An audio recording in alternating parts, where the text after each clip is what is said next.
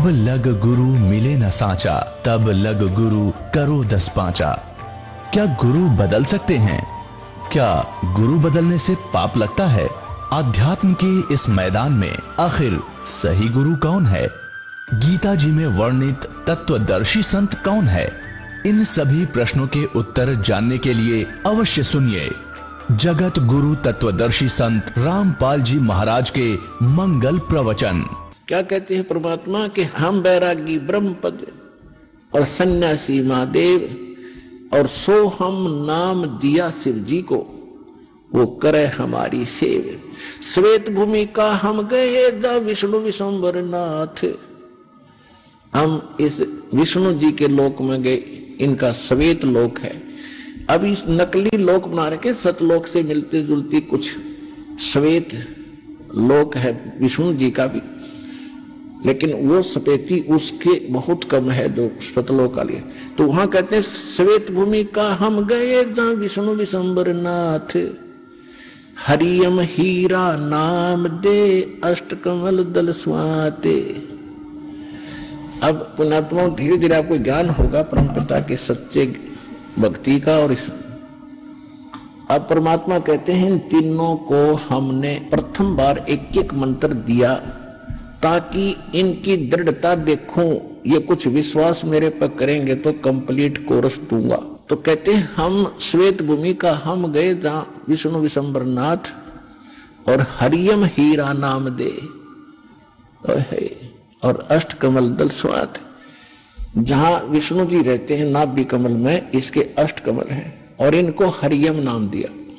अब ये भी हरियम नाम जाप करते हैं और हम इनको इसी नाम से पुकारते हैं, हम भी वही जाप करते हैं। तो इनको कसक होती है कि ये उसी परम संत से ही संबंधित हैं और उससे आकर्षित होकर के, विवश होकर के। अब देखो पुण्यात्मा परमात्मा कितने दयालु हैं। अब जैसे आप ब्लूटूथ से एक मोबाइल में दूसरे मोबाइल में कोई चीज डालते हो तो दोनों ओपन करने पड़ते हैं। इसी प्रकार परमात्मा ने वो पहले ओपन कर रखे हैं। अरे तुम अपना ओपन कर लो, अपने आप को शक्ति आप में आनी शुरू हो जाएगी। उनके तो पहले ओपन कराई। तो कहने का बात यह है कि जो जो नाम इन सभी देवों को मालिक ने दे रखे हैं ये उन्हीं का जाप करते हैं। ये इनकी पूजा नहीं समझना, मंत्र इनसे लाभ लेने के हैं ये। और वही मंत्र आज आप जाप कर रहे हो तो ये विवश है, इनके बस की बात नहीं, क्योंकि वो पहले ही ब्लूटूथ ओपन कर दिए भगवान ने, उनके पहला करे। अब आपके कर दिए, लूट लो लूट इस राम नाम की। अब कहने का भाव ये है पुण्यात्माओं, आप जी को ये अनमोल जन्म मिला, अनमोल नाम मिला और ये अनमोल बरवाला स्थान मिला और वो बेकीमत भगवान मिला। इसको संभाल के रखना। समझा है तो सिर दर पाओ, बोर नहीं रहा सताओ। बोलो सतगुरुदेव।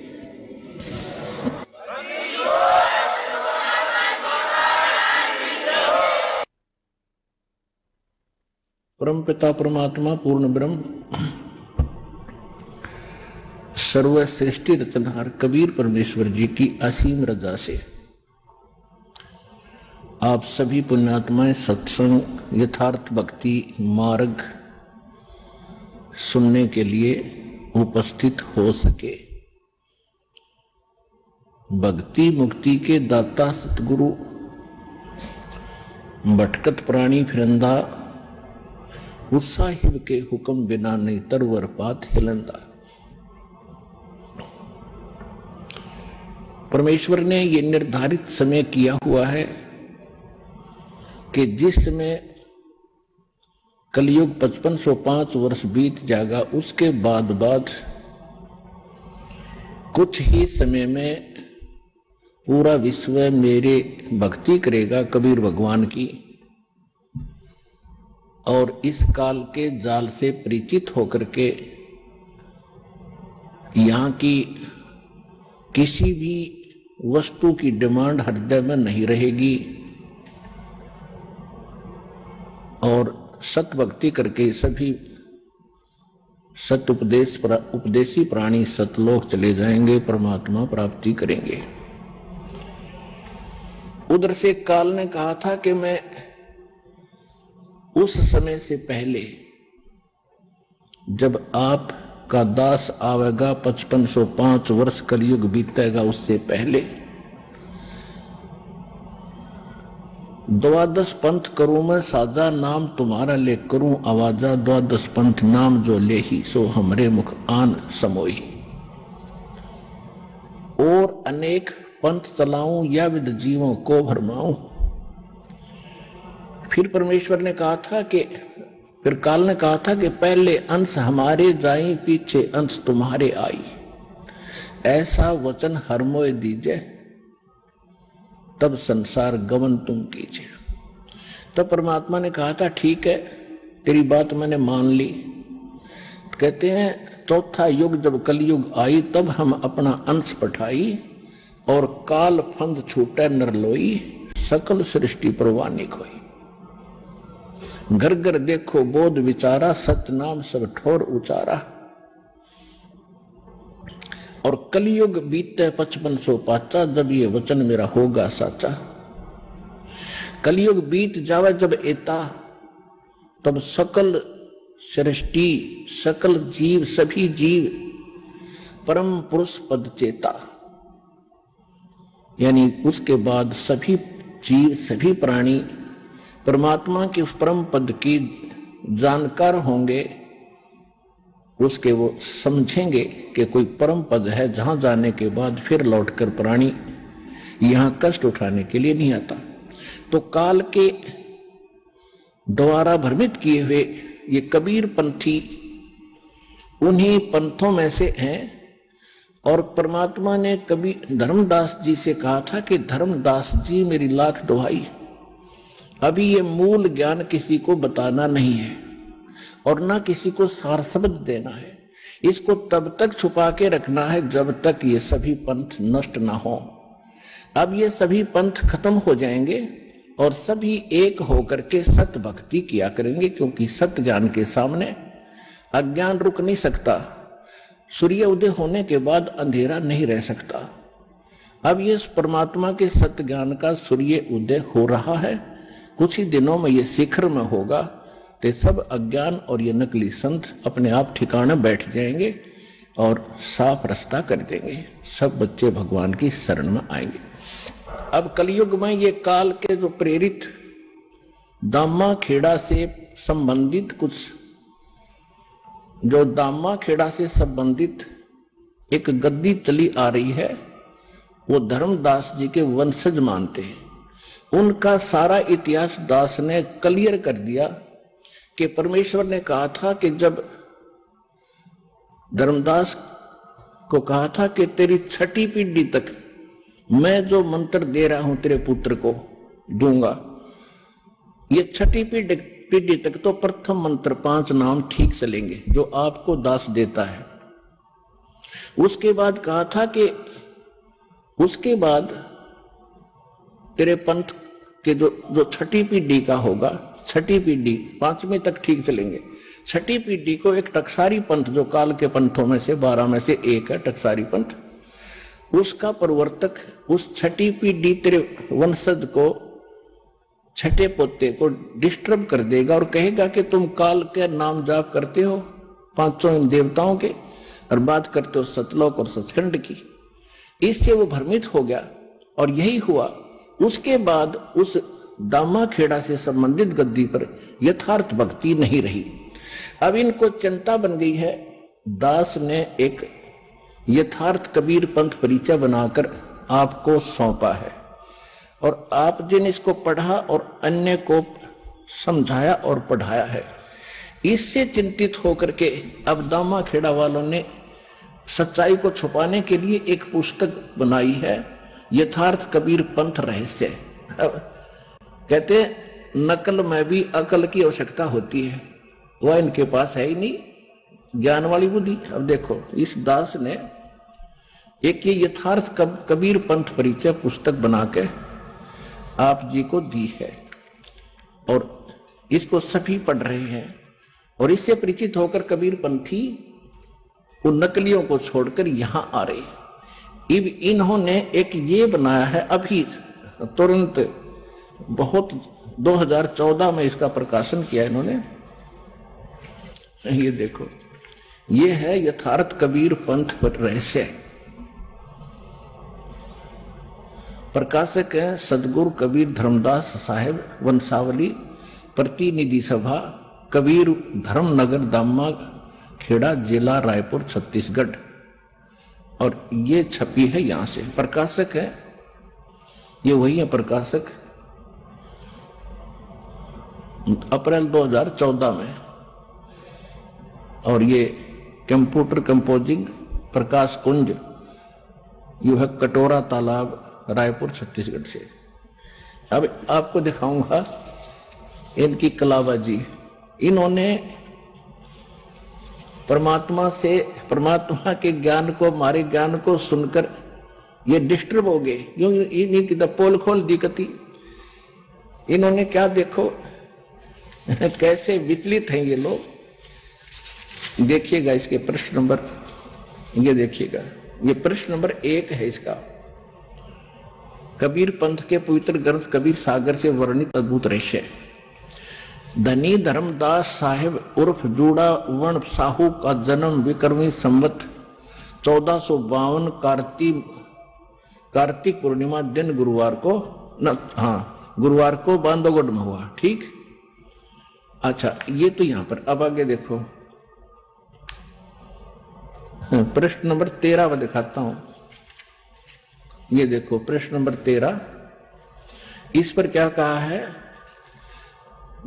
कबीर पंथ के प्रवर्तक धर्मदास साहिब का जन्म कबीर साहिब के 2.5 वर्ष पूर्व अर्थात विक्रमी संवत 1442 ईस्वी सन 1995। अकल है इनकी, अरे देवताओं 1442 और 1995 में। अब और दिखाता हूं आपको। देखो 7 पृष्ठ पे ये क्या कहते हैं। 7 पृष्ठ पे कहते हैं कि सतगुरु,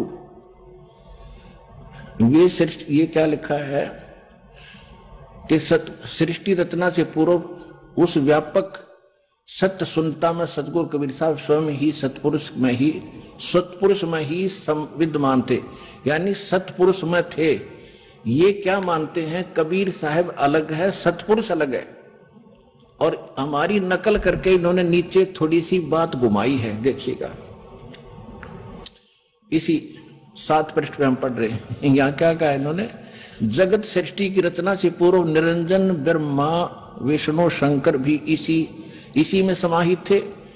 यो क्या कह रहा है कि ये क्या लिख रहे हैं, सतपुरुष में कबीर साहब भी उसी में लीन थे और निरंजन भी ब्रह्मा विष्णु महेश भी उसी में लीन थे। यानी इन नकलियों ने कबीर साहब को निरंजन और ब्रह्मा विष्णु महेश की कैटेगरी में लाकर खड़ा कर दिया। इनके पास खाक ज्ञान है। और देखो आगे देखो विद्यमान थे, निरंजन भी उसी में थे, समाहित थे। और सृष्टि का संपूर्ण दृश्य अदृश्य जगत सतपुरुष में समाया हुआ था। अतः सतगुरु कबीर साहब इस समस्त दृश्य अदृश्य सृष्टि के साक्षी गवाह भी हैं। वे सृष्टि के आदि में भी विद्यमान रहे और प्रलय काल तक रहेंगे, यानी फिर मर जाएंगे। अर्थात सतपुरुष और सतगुरु कबीर साहब एक ही हैं। इनकी कलाबाजी देखो। पहले तो कह रहे हैं कि सतपुरुष में कबीर साहब समाये हुए थे और ब्रह्मा विष्णु महेश और निरंजन भी उसी में थे, और फिर उससे उत्पन्न हुए। अरे ये कह रहे कबीर साहब और सतपुरुष साहब एक ही हैं। ये तो हमारी पर केवल एक पंक्ति लिखी है गलती से। इनका मानना ये है कि कबीर साहब अलग है और सत्य पुरुष भिन्न है। तो यहीं से पता चल जाएगा ये पक्के काल के दूत हैं, इनको कख पता नहीं। और 600 वर्ष हो गए दावा करते हैं कि बांधवगढ़ दामा खेड़ा से जो नाम लेगा वो पार होगा। पार नहीं, उसका तो बेड़ा गर्क हो जाएगा। कख नहीं इनके पास, कोई सार नाम नहीं, सार शब्द नहीं इनके पास, सार सत्य नाम नहीं। 500 नाम अटपट कर रहे हैं, वो भी सही नहीं। अब देखो 7 पर हम पढ़ रहे हैं। देखो ये 7 पर हम पढ़ रहे हैं, यहां तक हम आगे हैं। ये सारा हमने पढ़ लिया। वे सृष्टि के आदि में विद्यमान रहे और प्रलय तक रहेंगे, यानी प्रलय फिर कबीर साहब मर जाएंगे, इनका कहना। अर्थात सतपुरुष और सदगुरु कबीर साहब एक ही हैं। इसी अव्यक्त सतपुरुष से ही व्यक्त संसार का निर्माण हुआ है। और देखो अब 8 पृष्ठ पे क्या कहा इन्होंने, ये कुछ वाणी है कबीर सागर की ली है। आदि अंत कोई ना बासा, आप ही आप किन प्रकाशा, साहिब हतो न और नहीं कोई, शिष गुरु हते नहीं कोई, तब नहीं तब ब्रह्मा वेद निशानी, ना तब शिव की उत्पानी। ये कबीर साहब की वाणी है, इसका अनुवाद यहां कर रहे हैं। अतः सतगुरु कबीर साहब सतलोक काधिपति सतपुरुष के प्रतिनिधि हैं। सतपुरुष का यही पवित्र प्रतिनिधि समस्त संसार में पूर्ण गुरु सदगुरु भी है। पंथ प्रदर्शक भी इसी एकाधिपति सतपुरुष से ही इस सृष्टि की रचना हुई है। देखो यानी सतगुरु कबीर साहब सतलोक के अधिपति सतपुरुष के प्रतिनिधि हैं, सतपुरुष नहीं, परमात्मा नहीं। अब इसी से पता लग जाएगा ये कितने विद्वान है, कैसा इन्होंने भगवान को जाना है। एक प्रधानमंत्री और प्रधानमंत्री का प्रतिनिधि होता, उसका कोई राजनीतिक सलाहकार, छोटा मोटा कोई सेक्रेटरी। प्रधानमंत्री ये कैसे हुआ, तो इसका मतलब इनको कख भी पता नहीं भक्ति मार्ग का। तो पुण्यात्माओं रहम हुआ आपके ऊपर जो पहले आगे मान लेके चलो, और रोएंगे वो भक्त जो बाद में आओगे। ये जो कोशिश सब भी कर रहे हैं कि इसके माध्यम से सत्य को दबाएं। अब देखो एक और दिखाता हूँ कलाबाजी। अब देखो इन नकलियों ने इस दास के ऊपर कटाक्ष कर रखा है। देखो ये पृष्ठ है 58, इस पे इन्होंने क्या कहा है, बाकी और भी काफी कुछ कहा है। ये कहते हैं, ये सारे बता करके अपन यहां कहता है, एक तथा कथित करीब कबीर देव का अवतार 3 बार में उपदेश बताता है। अर्थात प्रथम बार में गणेश, ब्रह्मा, सावित्री, लक्ष्मी, विष्णु, शंकर, पार्वती तथा माता शेरावाली का नाम जाप देता है, और दूसरी बार में 2 अक्षर, एक ओम तथा तत् का जाप देता है, और तीसरी बार में सार नाम देता है जो पूर्ण रूप से गुप्त है। इसी प्रकार कबीर पंथी की कोई शाखा ओम सोहम रंकार जाप कर रही है, तो कोई केवल ओम ए शब्द उच्चारण कर रही है, कोई शाखा श्वास को उल्टा करके साधना कर रही है, कान आंख बंद कर रहे हैं। और इनका कहने का भाव ये है कि 3 बार में नाम नहीं दिया जाता। वो एक कथित दास को कह रहे हैं, वो पहले ब्रह्मा विष्णु महेश के मंत्र देता है, फिर 2 अक्षर का देता है, फिर स्वर नाम देता है। ऐसा कुछ नहीं है, ये नकली कह रहे हैं। अब इनकी अब पोल खुल गई, आपको पता चल जाएगा ये फिर क्या बताते हैं। अपने आत्माओं इनने अपनी वास्तविकता पर बता दी। ये एक और छाप का ग्रंथ कति ताजा ताजा। अब देखिएगा इसके प्रश्न नंबर 50 पे ये कि कबीर पंथ के 12 पंथों का भेद, इसका ये सारा बताते हुए यहां इन्होंने यहां 51 पर आगे यहां लिखा है कि 12 पंथ काल फुरमाना, भूले जीव न जाओ ठिकाना। ये सारा ले लिया नौका ने, बिल्कुल एक्यूरेट कबीर वाणी चैप्टर से, कबीर सागर से सारा। प्रथम जागु जग में बरमावे, दूसरा स्रोत को पाल, फिर मूल निरंजन टकसार, और ये बीज की बीजक की वाणी, ये सारा। और देखना है। अब 6वां पंथ सतनामी प्रकाश जीव पंथ, फिर राम कबीर पंथ, फिर आगे 10वां भेद परम बदाम की वाणी, फिर साख हमारी निर्णय ठानी साखी, फिर ये है संवत 1775 होई ता दिन प्रेम प्रगटे जग सोई। ये 74 है, 1774 गलती से प्रिंट है। आज्ञा रह ब्रह्मबोध लावे, कोली चमार सबके घर खावे, साख हमारी ले जीव समझावे, असंग जन्म ठोर नहीं पावे। और बर में पंथ प्रगट हो बानी, शब्द हमारे की निर्णय ठानी, अस्थिर घर का मर्म नहीं पावे, 12 पंथ हम ही को धावे, और बर में 12 पंथ हम ही चल आवे, और सब पंथ मिटा के एक चलावे। आय हाय। प्रथम चरण कलयुग निर्याना, तब मघर मांडू मैदाना। अब इन्होंने आगे अब इन्होंने अनुवाद किया इसमें, इतना समय नहीं, आज पूरा नहीं बताऊंगा, तो थोड़ा हिंट दे रहा हूं। और इनकी आज पोल खोल लेंगे, जो पहले इनका हमने इनकी देही तोड़ रखी है, इनकी धोती सी धो कर रखी है, कति क्लियर कर दिए ये नकली है, इनके पास कख भी नहीं भक्ति मार्ग। अब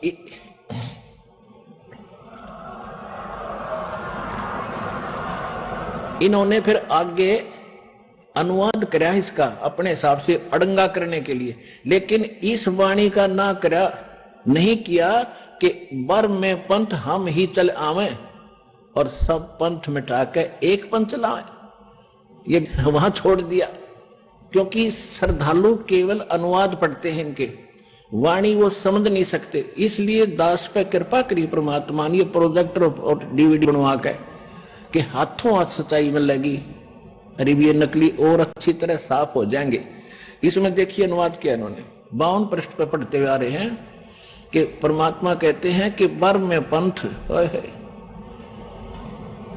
ये बर में पंथ है प्रेमी हम ही चल आवे और सब पंथ मिट एक ही पंथ चलावे। इसका अर्थ नहीं कर रखा ये सारा, ये देखिएगा पूरा पूरा देख लो एक बार, पूरा देखो, पढ़ाऊंगा नहीं कि एक देख लो इसको, आजकल बड़े सिस्टम है, पीछे पूरा पूरा पेज देखो। इसमें कहीं भी उस अर्थ नहीं दिया इन्होंने जिसमें ये लिखा है कि बर में पंथ हम ही चलावे, उसका कति जिक्र नहीं किया है। तो कहने का भाव ये है पुण्यात्माओं कि इन्होंने अब खलबली मच गई इनका कि इस यथार्थ कबीर पंथ परिचय पुस्तक ने अला के दर दिए, ऐसे गजब के प्रमाण दे रखे और ये खुद भी मान रहे हैं। इसमें इन्होंने लिखा है कि 13वां 11वां और 17वां इनको काल चलेगा भाई, और उसकी व्याख्या इन्होंने गलत की है अपने अनुयायियों को भरमाने के लिए, उनको भरमाने के लिए उसकी व्याख्या गलत करी है। और जब एक बात बताओ, जब छटाई छल लिया तो फिर आगे कहां रही उसमें भक्ति, पहले से डिस्कनेक्ट हो गया, फिर वो तो उससे अगले चलते रहे उसके। तो ये फिर दूसरा इनसे पता चलता है कि कौन सा नाम देते हैं, उसी को सार नाम, उसी को सतनाम बताते हैं। ये कौन से 5 नाम देते हैं, अजर नाम, अमी नाम, अमर नाम, पाताले सब सिंधु नाम, यही हंस का काम, एक पूरी आरती सी घोट रहे हैं, ये सतनाम है और यही सारनाम है इनका। अरे हद कर दी काल में, ये काल के पक्के एजेंट समझ लेना। और इनसे बचकर ही अपना नाम ज्ञान ग्रहण करो, सतनाम ग्रहण करो और अपना पीछा छुटो। परम पिता परमात्मा पूर्ण ब्रह्म सारी सृष्टि के रचने वाले,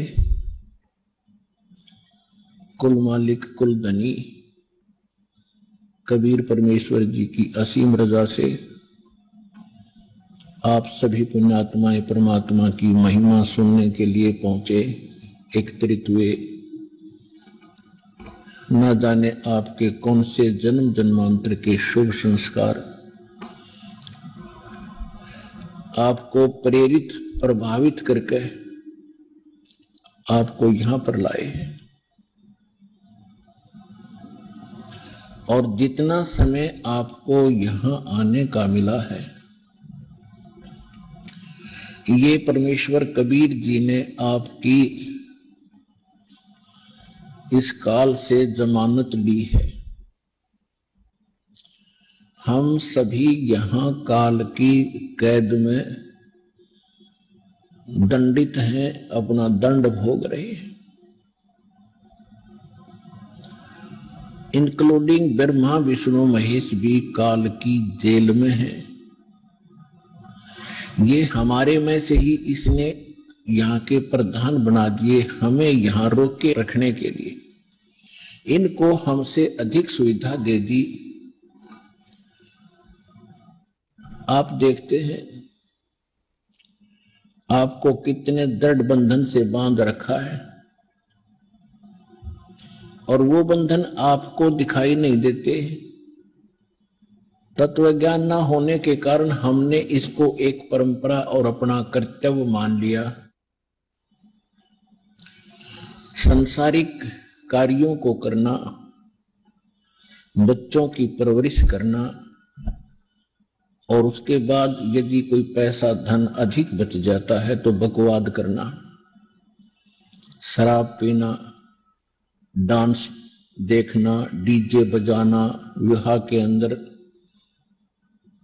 अधिक खर्च करके प्रभुता का पात्र बनना, इस प्रकार की हम बकवाद करने लगे। और हम कितने दृढ़ बंधन से बांध रखे काल भगवान ने हमारे अंदर, हमारे परिवार में कितनी ममता और मोह है। हम एक पल भी अपने परिवार के बगैर नहीं रह सकते। कहीं भी कार्यवश जाते हैं तो शाम को कोशिश करते हैं घर पहुंचे। और हम क्या करते हैं, सारा दिन केवल एक पेट पोषण के लिए, परिवार पोषण के लिए ही सुबह उठते हैं, खाना खाते हैं, अपने कार्य स्थान पर चले जाते हैं, अपने फील्ड में चले जाते हैं, दुकानदार दुकान पे, किसान खेत में, मजदूर अपनी मजदूरी के लिए, और नौकरी करने वाला अपनी नौकरी पे। और फिर क्या करते हैं, शाम को आके पड़ गए। दिन में तो ये इधर उधर की बातें की, रात को उनका चिंतन सौपन में। सुबह उठे फिर चल दिए, शाम को आके पड़ गए, फिर उठकर चल दिए, फिर पड़ गए, फिर उठकर चल दिए, फिर मर गए। क्या यही काम था इस जीव का?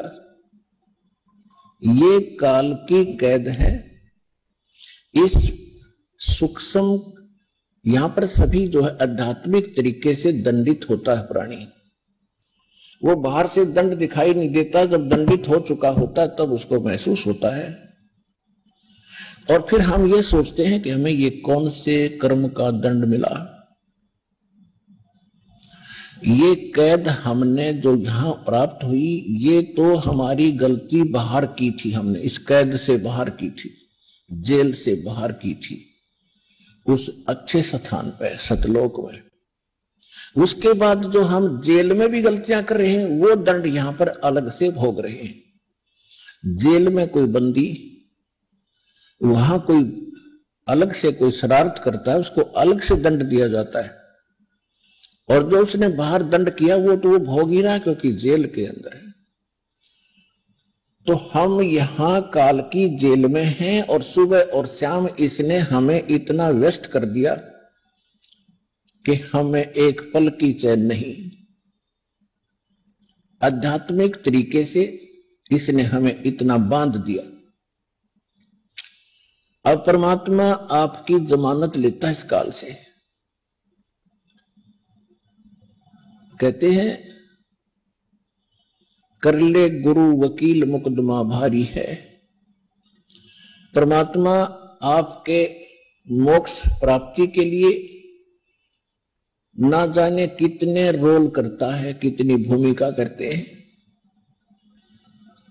कहते हैं, 100 छल छिद्र मैं करूं अपने जन के काज। वो परमात्मा आपकी वकालत करके आपकी जमानत लेता है कि इसको 2 दिन के लिए जमानत दे दो, फिर मैं वापस यहीं छोड़ दूंगा। ये 2 दिन सुख का सांस ले आवे, सतलोक आश्रम बरवाला जिला हिसार में।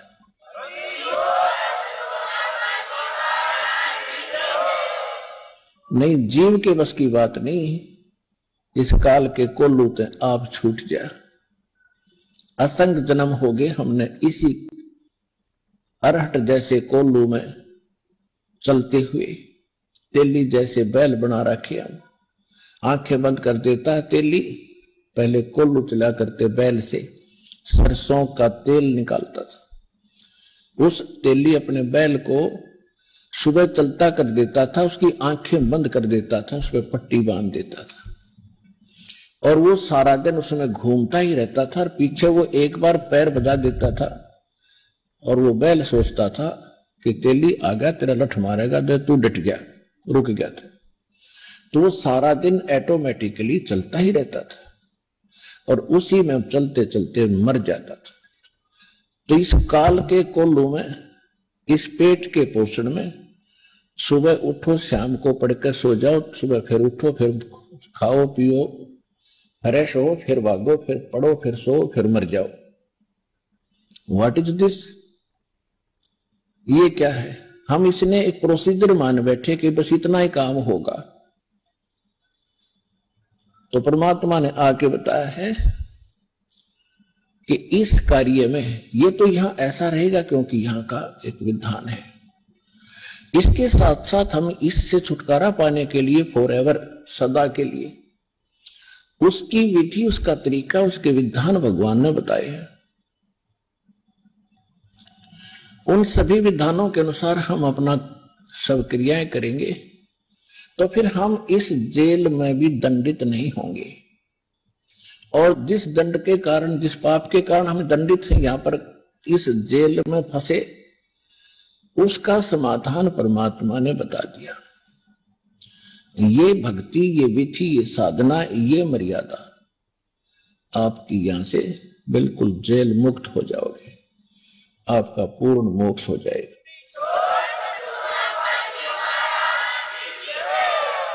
तो उसको आपने अब ग्रहण करके इस मनुष्य जीवन को सफल करना है। पुण्यात्माओं, सौभाग्य आपका, धन्य है आपके माता पिता और आपको जिनसे जन्म हुआ। ऐसे समय में ऐसा मानव शरीर और फिर परमात्मा की तरफ आपके अंदर विद्यमान है। आपके पुण्य कर्मों का कोई एस्टिमेट नहीं लगाया जा सकता कि आप कितने पुण्यकर्मी प्राणी हैं। लखवर सूरा जूझ ही लखवर सावत दे, लखवर यति जहान में तो सतगुरु शरणाले। इतने असंख्य जन्मों से हम भटक रहे हैं, तड़फ रहे हैं, हम जंगलों में भी गए हैं, हमने घर भी त्यागे हैं परमात्मा के पाने के लिए, हमने राज्य भी त्यागा है, हजारों वर्षों तक हमने कठिन तपस्याएं भी आपने की हैं, आपने परमात्मा के नाम पर शीश भी दिए हैं। लेकिन जब तक हमें विधि सही नहीं मिलेगी, हम इस काल के कुएं से निकल नहीं सकते। तो उन्हीं में से आप हो, परमात्मा की शरण में कभी रहे हो, किसी ना किसी युग में उनके पास यह संदेश पहुंचता है। और संदेश तो परमात्मा अपने सभी बच्चों के पास पहुंचा रहे हैं, लेकिन उनमें से कितने उनको समझ पा रहे हैं और कितना वो उसको समझकर यहां आ रहे हैं, ये उनके पूर्व के संस्कारों पर निर्भर है। आदरणीय गरीबदास साहिब जी को परमेश्वर स्वयं मिले थे, सचखंड लेकर गए थे, सतलोक अमरलोक में जहां हम पहले रहा करते थे। और वहां जो सुख हमें होता था, हम उसकी तलाश, उसकी खोज यहां कर रहे हैं। हम बूरा की बोरी के कीड़े थे और इस काल ने डुप्लीकेट बना दिया उस बूरा जैसा ही ये काल लोक, सतलोक से मिलता जुलता। इसने रेही यानी नमक की बोरी में हम छोड़ दिए लाके। हमें जो बूरा का टेस्ट था, अब हम नमक की बोरी में ढूंढ रहे हैं। और 21 ब्रह्मांड इसके, ये समझ लो, नमक की मंडी है। हम इसी में खोज रहे हैं वो सुख जिसको हम त्याग चुके हैं। अब हम यहां खोज रहे हैं कि वो सुख मिले, वो यहां नहीं मिल सकता, क्योंकि बूरा का टेस्ट नमक में नहीं आ सकता।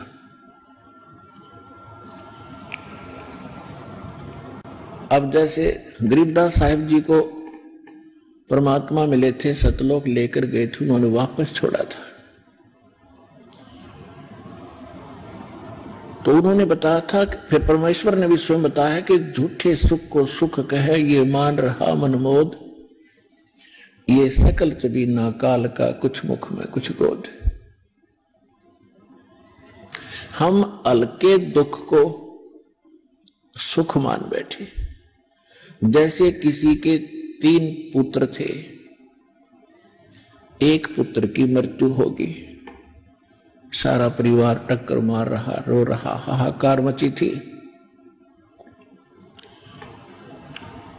शोक व्यक्त करने वाले भक्त व्यक्ति गांव नगर और गोहांड पड़ोस से आ रहे थे।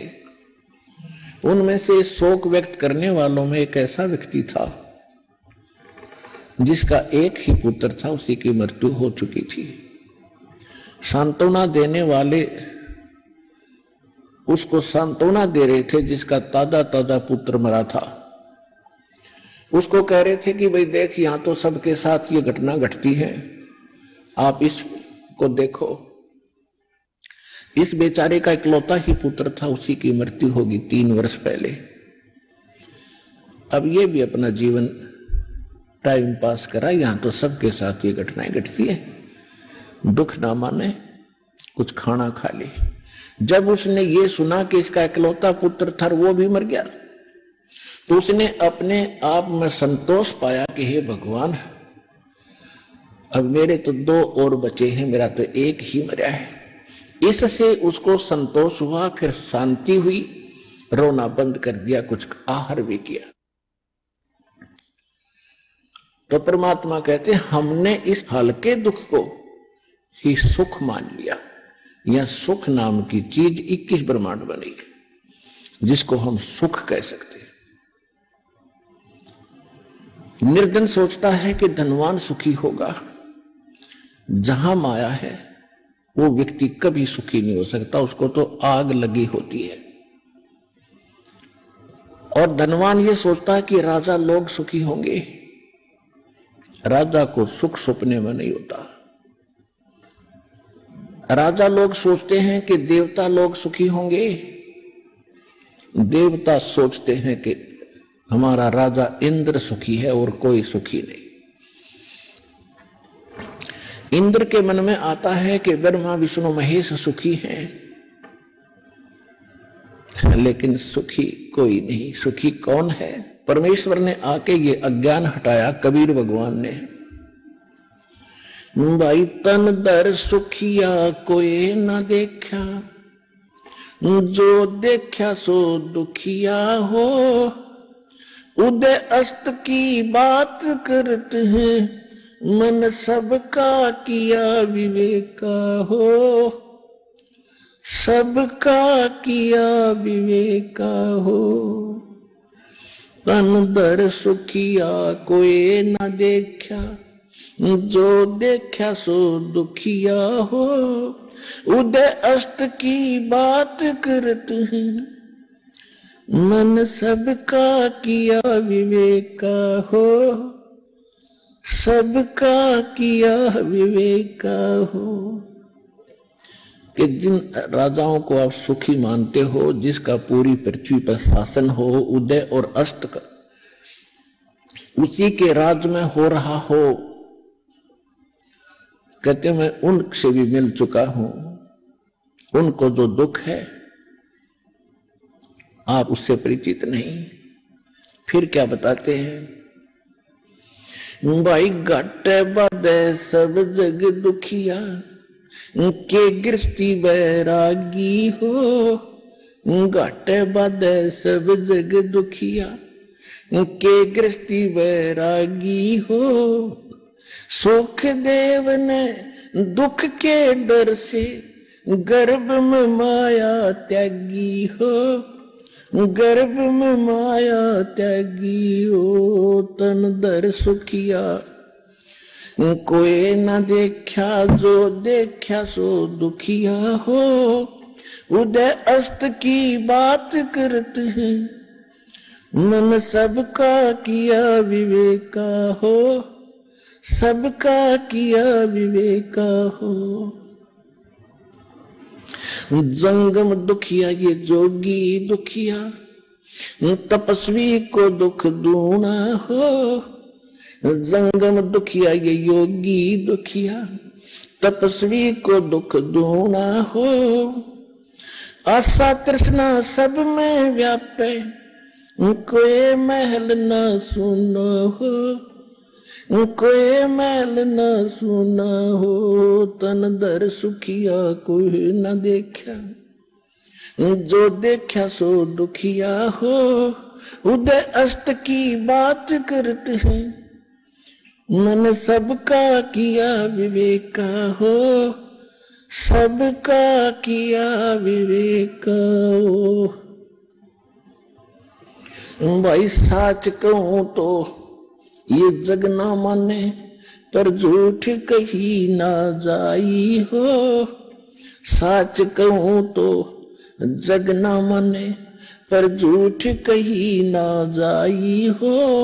ये ब्रह्मा विष्णु शिव जी दुखिया, जिनने ये राह चलाई हो, जिन ये राह चलाई हो। तन दर सुखिया कोई ना देखा, जो देखा सो दुखिया हो। उदय अष्ट की बात करते हैं, मन सबका किया विवेका हो, सबका किया विवेका हो। सुरपति दुखिया भूपति दुखिया, रंग दुखी बपरीती हो। सुरपति दुखिया भूपति दुखिया, रंग दुखी बपरीती हो। कहे कबीर और से भी दुखिया, एक संत सुखी मन जीती हो, संत सुखी मन जीती हो। उदय अष्ट की बात करते हैं, मन सबका किया विवेका हो, सबका किया विवेका हो। सुरपति दुखिया भूपति दुखिया, रंग दुखी बपरीती हो।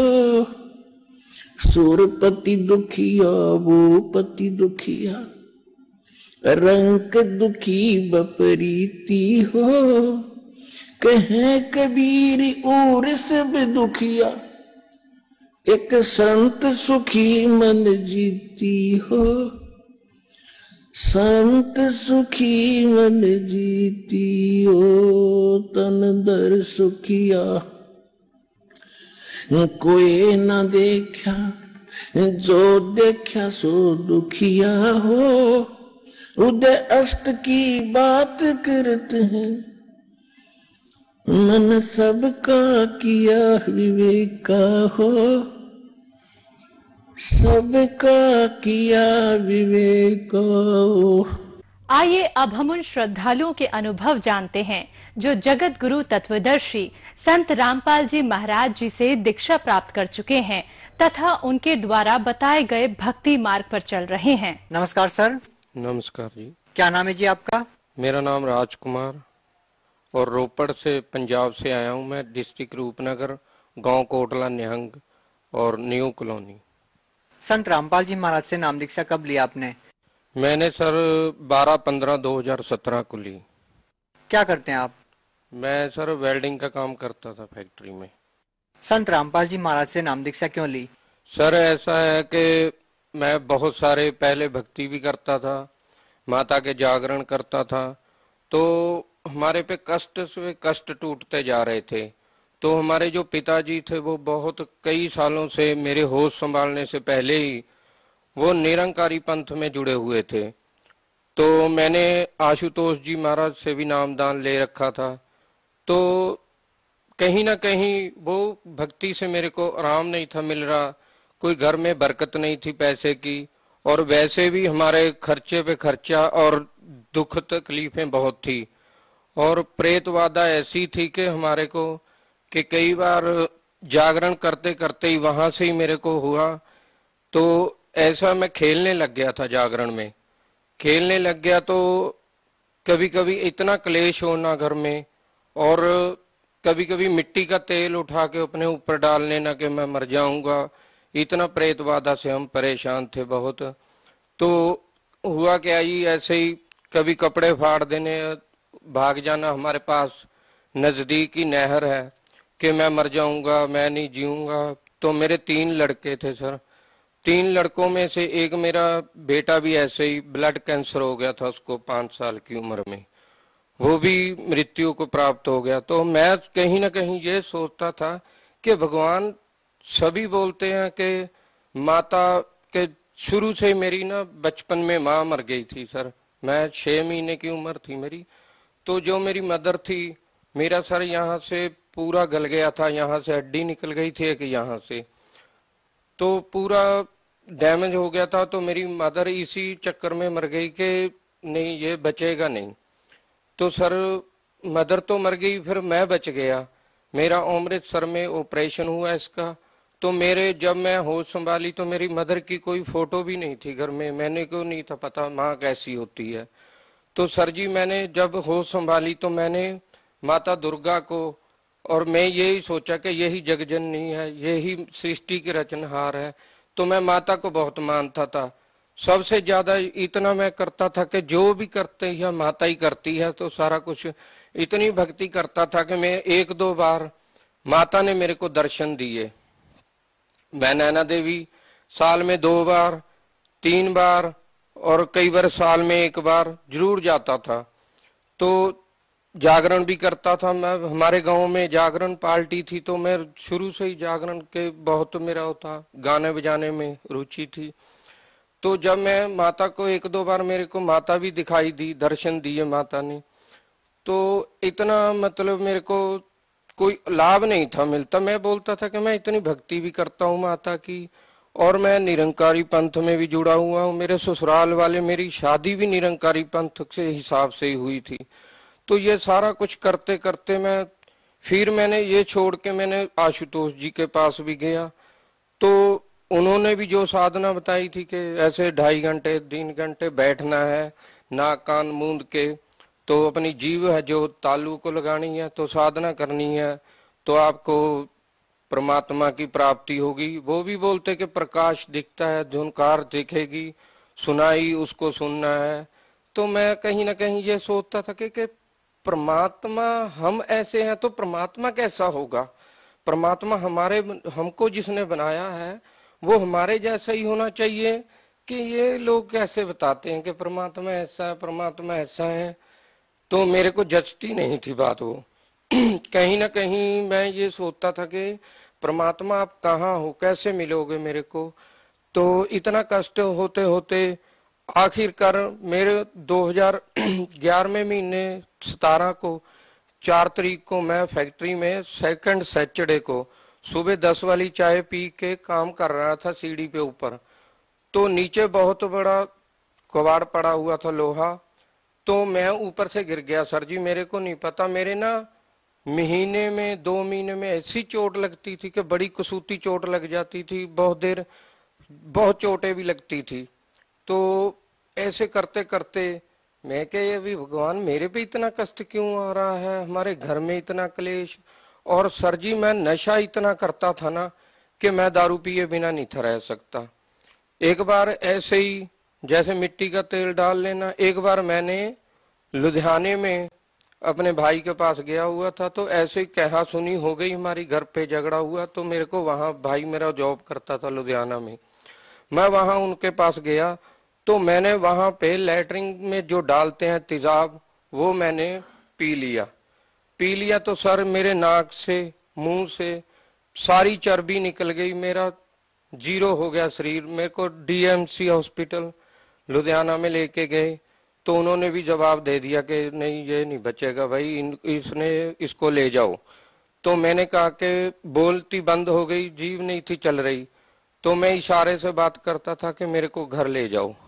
सर इतनी सारी समस्या आप गिनवा रहे हैं, लेकिन जिन संतों का आपने नाम लिया कि निरंकारी पंथ से आप जुड़े हुए थे, आशुतोष महाराज से आप जुड़े हुए थे, वो तो यही कहते हैं ना कि प्रारब्ध का कर्म तो आपको भोगना ही पड़ेगा।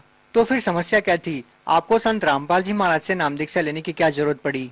सर जी ऐसा है, सभी बताते हैं कि जो जो पाप कर्म है इंसान को ये भोगने पड़ते हैं, क्योंकि संत रामपाल जी महाराज एक ऐसे संत हैं और जो कबीर साहब हैं जिन्होंने भी संतों भक्तों ने ये भक्ति की है, तो यही बताते हैं कि परमात्मा जो पूर्ण परमात्मा है वो पाप कर्म दंड को काट देता है और भक्त को पूर्ण शक्ति से अपनी से उसको मोक्ष देता है, अर्थात भक्ति जिसको मंत्र मिल जाता है पूर्ण परमात्मा की भक्ति। क्या जो आपने समस्या गिनवाई, जो तकलीफें आपको थी, क्या संत रामपाल जी महाराज जी से नाम दीक्षा लेने के बाद ठीक हो गई वो?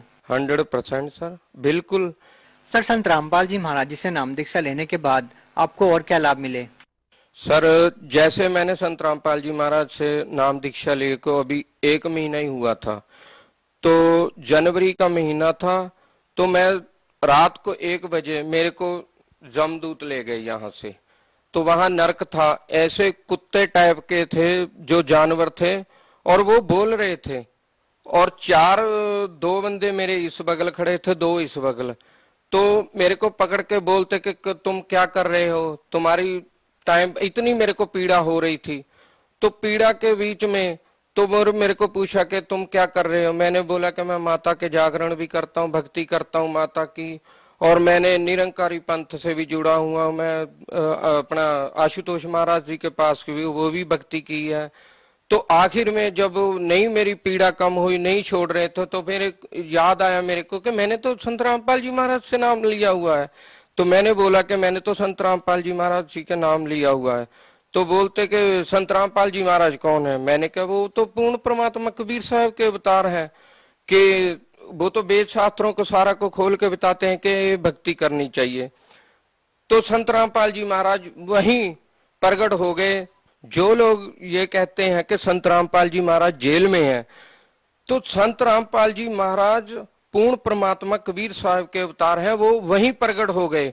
प्रकट हुए जब, तो वैसे मेरे को बहुत पीड़ा हो रही थी, मेरे को पकड़ा हुआ था, तो संत रामपाल जी महाराज ऐसे आए, बहुत सफेद वाहन था उनका, तो जैसी वेशभूषा मैंने उनकी चित्र में देख रखी थी वैसे ही। तो मैंने बड़ा सोचा कि गुरुजी तो ऐसे चले गए निकल के, तो मेरे को छुड़ाया तो है नहीं जैसे हमारी आम आदमी की वृत्ति होती है। तो वो तो बताया कि संत जो होता है उसके वचन में शक्ति होती है। तो जब चले गए गुरुजी, तो मैंने कहा कि गुरुजी ने तो मेरे को नाम दे रखा है। तो मैंने जो प्रथम मंत्र मेरे को मिले हुए थे 7 मंत्रों से पहले मंत्र है जो, तो मैंने उसका उच्चारण करना शुरू कर दिया जोर जोर से। तो करने वो छोड़ के मेरे को ऐसे गिर गए, पासे हो गए मेरे से।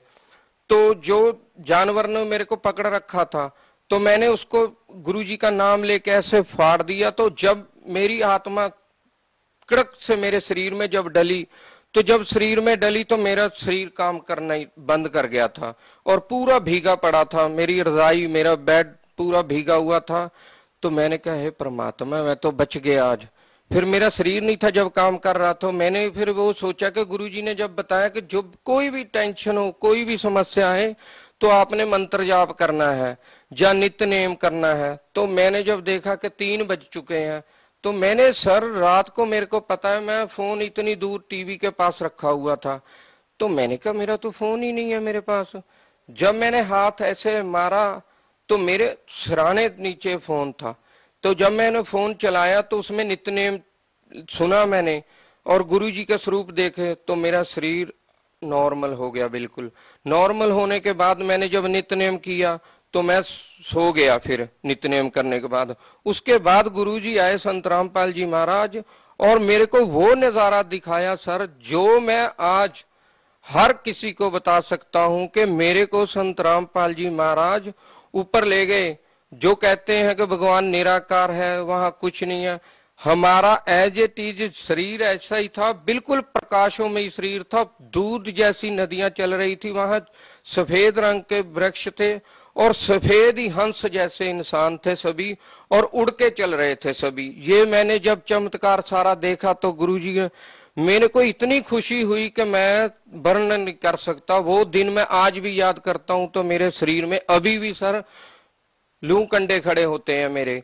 इतना परमात्मा ने मेरे को वो दिखाया। आज मैं ये कह सकता हूं कि मैं जितना भी संत रामपाल जी महाराज जी का शुक्राना करूं, जितना भी नाम लूं, क्योंकि मेरे को पता है कि वो पूर्ण परमात्मा कबीर साहब के अवतार हैं। कबीर साहब का ही ज्ञान बता रहे हैं। पहले हमारी आर्थिक स्थिति नहीं थी ठीक, आज वो भी बहुत बढ़िया हो चुकी है। तो पहले हम साइकिल से तंग थे, आज परमात्मा ने हमको 2-2 मोटरसाइकिल दे रखे हैं।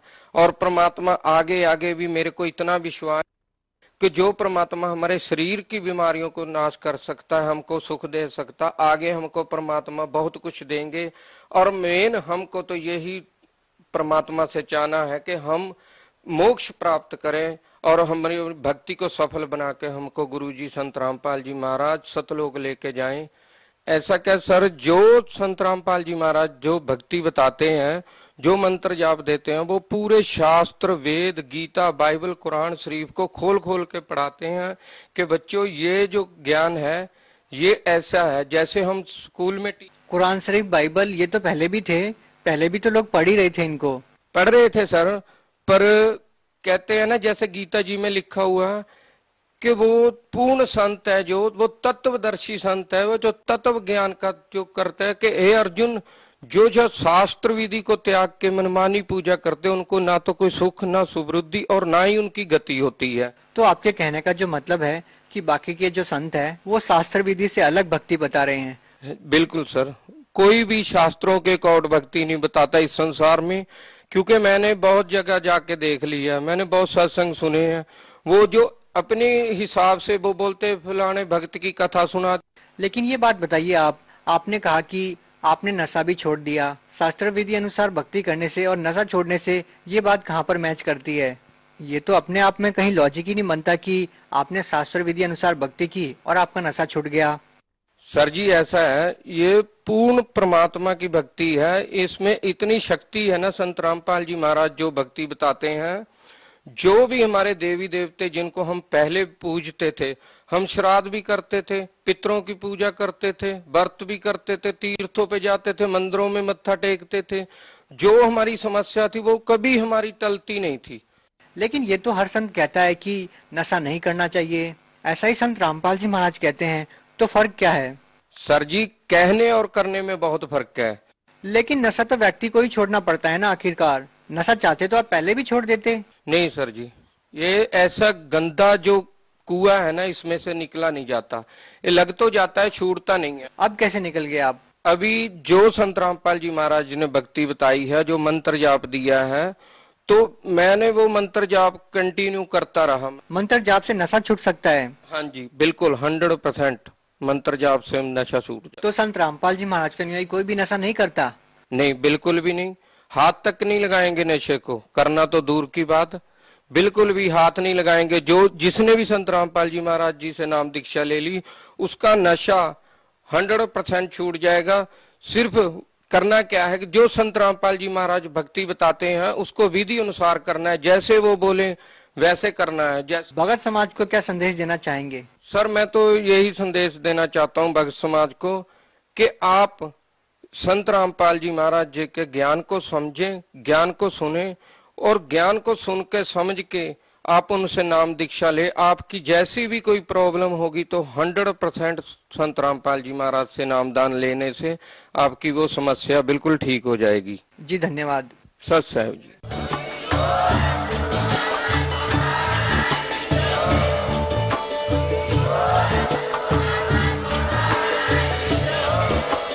आप सुन रहे थे जगत गुरु तत्वदर्शी संत रामपाल जी महाराज जी के मंगल प्रवचन। अधिक जानकारी के लिए विजिट कीजिए हमारी वेबसाइट www.jagatgururampalji.org। संत रामपाल जी महाराज जी के शुभ आशीर्वाद से पूरे विश्व भर में 500 से भी ज्यादा नाम दीक्षा केंद्र हैं, जिन पर संत रामपाल जी महाराज जी द्वारा ऑनलाइन निशुल्क नाम दीक्षा दी जा रही है। अपने नजदीकी नाम दीक्षा केंद्र का पता करने के लिए संपर्क